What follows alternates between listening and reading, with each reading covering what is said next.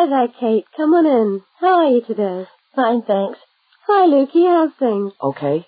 Well, as I explained on the phone, I'm a counsellor here at the Student Services section of the university.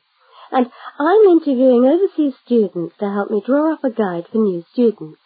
So I'd be grateful if you could tell me a little about your time since you've been here in Cambridge. Right. Yeah. Now, Kate, let's start with you.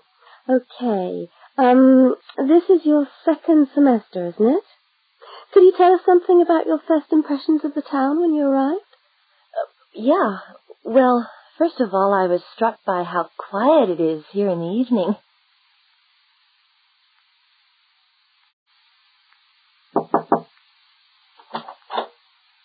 Hi there, Kate. Come on in. How are you today? Fine, thanks. Hi, Lukey. How's things? Okay.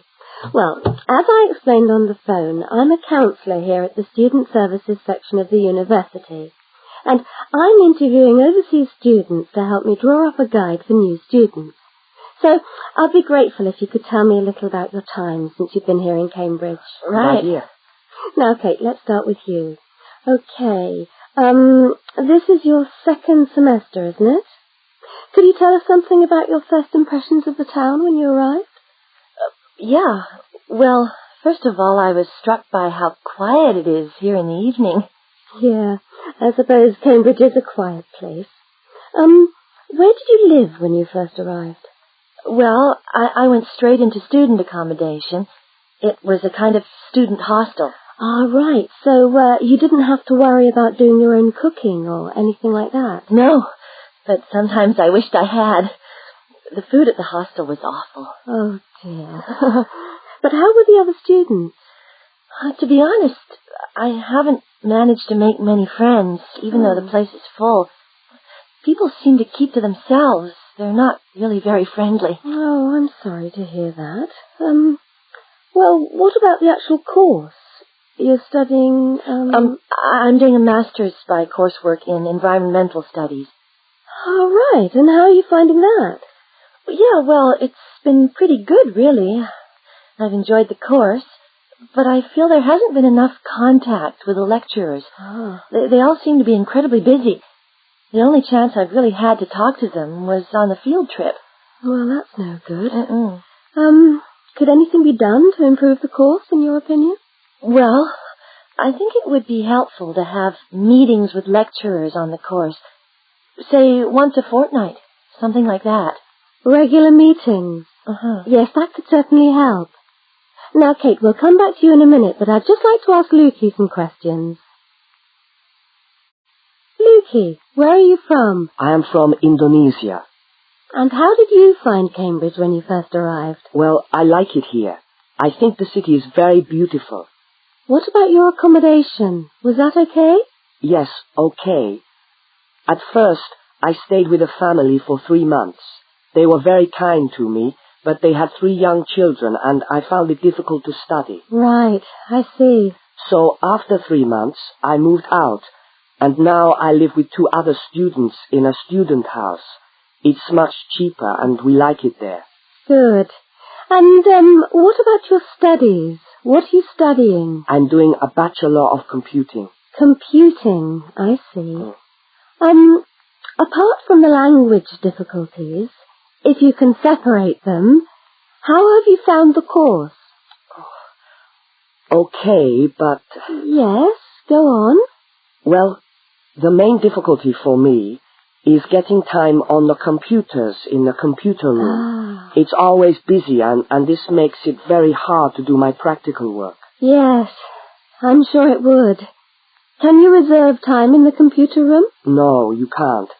But it would certainly help if we could reserve computer time. Yes, I'll look into that and see if something can't be done to improve things over there. Now, let's go back to Kate. Well, last week we talked about buying camping equipment, and today I'd like to talk to you about buying a bicycle.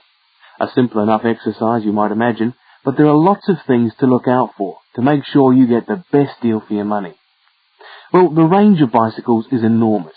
There are racing bikes, touring bikes, mountain bikes, or just plain ordinary bikes for riding around town. They vary enormously in two basic ways: price and quality.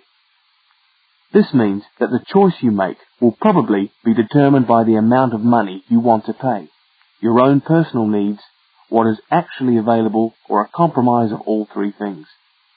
However, in broad terms, you can spend anything from $50 to $2,000 on a bike, so you'll need to know what you're looking for. Single-speed cycles, that is, bikes with no gears, are really only suited to short, casual rides. Their attraction is their simplicity and reliability. After years of neglect, they still manage to function, though not always too efficiently. If it's basic transport you're after, then you can't go wrong. 3-speed cycles, on the other hand, are all that is really necessary for most town riding, going to the shops and things like that. Like the single-speed bike, they're simple and reliable. If you are going to be going up and down lots of hills, then you'll probably want something more efficient. 5 and 10-speed bicycles are best suited to riding over long distances or hilly terrain and to serious touring. So if it's serious touring you're interested in, get a 5 or 10-speed bike. However, it's worth remembering that the difference in price between a 5 and 10-speed cycle is usually very little, and so it's well worth paying that little bit extra to get the 10-speed one. So I would tend to recommend the 10-speed bike as the price is similar. However, you'll be getting better quality components. Now the next thing we need to look at is size. Buying a cycle is like buying clothes. First of all, you find the right size, and then you try it on to see if it fits. Contrary to what you might imagine, the size of the cycle is not determined by the size of the wheels, except in children's cycles, but by the size of the frame. So you'll need to measure the length of your legs and arms to get a frame that is the right size for you. Well, that's all from Helpful Hints for today. Hi there, Martin. How are you going with your Australian Studies tutorial paper? Oh, good. I finished it, actually. Lucky you. What did you do it on? I'm still trying to find an interesting topic. Well, after some consideration, I decided to look at the history of banana growing in Australia. Banana growing? Yeah, banana growing. Fascinating, I'm sure. Well, it's not as boring as you'd think. And I wanted to tie it into the work I've been doing on primary industries and the economy. Anyway, I bet there are a few things you didn't know about bananas. Such as? Such as the fact that bananas were among the first plants ever to be domesticated. Oh, really? Yeah, they're an extremely nourishing food. I suppose you're going to tell me the whole history of banana growing now, aren't you? Well, it'll be a good practice run for my tutorial next week. I'll do the same for you sometime. Okay, fire away. So where were these bananas first domesticated? According to my research, the Cavendish banana, which is a type of banana, and the first type to be cultivated here, actually originated in China, but they had a fairly roundabout route before they got to Australia. You mean they didn't go straight from China to Australia? No, they didn't. It seems that in 1826, bananas were taken from South China to England. I suppose they'd have made a welcome addition to the English diet. Yes, I'm sure. Well, apparently there was an English duke who was particularly fond of bananas, and he used to cultivate them in his hothouse, which is where you have to grow them in England, of course, because of the cool climate. And they became quite popular in the UK. So he was the one responsible for cultivating the Cavendish banana, which was then introduced into Australia. I see, and we've been growing them ever since. Yeah. Are they hard to grow? Well, yes and no. To grow them in your garden, no, not really. But to grow them commercially, you need to know what you're doing. You see, you only get one bunch of bananas per tree, and it can take up to 3 years for a tree to bear fruit if you don't do anything special to it. But this period is greatly reduced with modern growing methods, particularly in plantations where you have perfect tropical conditions. Right. So what are you looking at? 1 year? 2 years? No, around 15 months in good conditions for a tree to produce a bunch of bananas. And once you've got your bunch, you cut the bunch and the plant down. So how do the trees reproduce then? Well, bananas are normally grown from suckers, which spring up around the parent plant, usually just above the plant. They tend to like to grow uphill, or at least that's the common wisdom. So that's why banana plantations are usually on hillsides, is it? Yeah, they grow best like that. That's interesting. If you plant them in rich soil and give them plenty of water at the beginning of summer, then they should be well advanced by the beginning of winter, when growth virtually stops. But in a country like England, they're hard to grow. Although you can grow them in a hothouse. But in Australia, it's not difficult. No. Though even here, the growers put plastic bags around the bunches to protect them and keep them warm. If you go up to the banana growing districts, you'll see all these banana trees with plastic bags on them. But how do they stop the bananas going bad before they reach the shops? Well, the banana bunches are picked well before the fruit's ripe. Once you cut the bunch, the bananas stop growing, but they do continue to ripen. The interesting thing is that once one banana ripens, it gives off a gas which then helps all the others to ripen. So they pretty much all ripen within a few hours of each other. Amazing. So do we export lots of bananas overseas to Europe and Asia, for instance? Well, oddly enough, no. I believe New Zealand takes a small proportion of the crop, but otherwise, well, they're mostly grown for the domestic market, which is surprising when you think about it, because we grow an enormous number of bananas each year. Yes, well, thank you for all that information. I'm sure the tutorial paper will go really well. You certainly seem to have done your research on the subject. Let's hope so.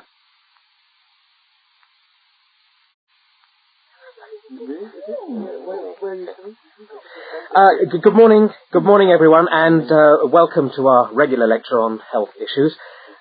This series of lectures is organised by the Students' Union and is part of the Union's attempt to help you, the students of this university, to stay healthy while coping with study and social life at the same time. So, it's a great pleasure for me to welcome back Ms. Diane Greenbaum, who is a professional dietitian and who has been kind enough to give up her time in what I know is a very hectic schedule to come along and talk to us today. Thank you. Thank you very much, John. May I say it's a pleasure to be back. Now, stresses at university, being away from home and having to look after yourselves, learning your way around the campus, all contribute to making it quite hard sometimes to ensure that your diet is adequate. So, today, I'm going to talk about ways of making sure that you eat well, while at the same time staying within your budget. If you have a well-balanced diet, then you should be getting all the vitamins that you need for normal daily living. However, sometimes we think we're eating the right foods, but the vitamins are escaping, perhaps as a result of cooking, and anyway, we're not getting the full benefit of them. Now, if you lack vitamins in any way, the solution isn't to rush off and take vitamin pills, though they can sometimes help. No, it's far better to look at your diet and how you prepare your food. So, what are vitamins? Well, the dictionary tells us they are food factors essential in small quantities to maintain life. Now, there are fat-soluble vitamins which can be stored for quite some time by the body, and there are water-soluble vitamins which are removed more rapidly from the body. And so a regular daily intake of these ones is needed. Okay, so how can you ensure that your diet contains enough of the vitamins you need? Well, first of all, you may have to establish some new eating habits. No more chips at the uni canteen, I'm afraid. Now, firstly, you must eat a variety of foods. Then you need to ensure that you eat at least 4 servings of fruit and vegetables daily. Now, you'll need to shop 2 or 3 times a week to make sure that they're fresh, and store your vegetables in the fridge or in a cool, dark place. Now, let's just refresh our memories by looking at the healthy diet pyramid. Okay, can you all see that? Good. Well, now, as you see, we've got 3 levels to our pyramid. At the top, in the smallest area, are the things which we should really be trying to avoid as much as possible. Things like, sugar, salt, butter, all that sort of thing. Next, on the middle of our pyramid, we find the things that we can eat in moderation. Not too much, though. And that's where we find milk, lean meat, fish, nuts, eggs. And then at the bottom of the pyramid are the things that you can eat lots of, because they're the things that are really good for you. Here we have bread, vegetables, and fruit. So, Don't lose sight of your healthy diet pyramid when you do your shopping.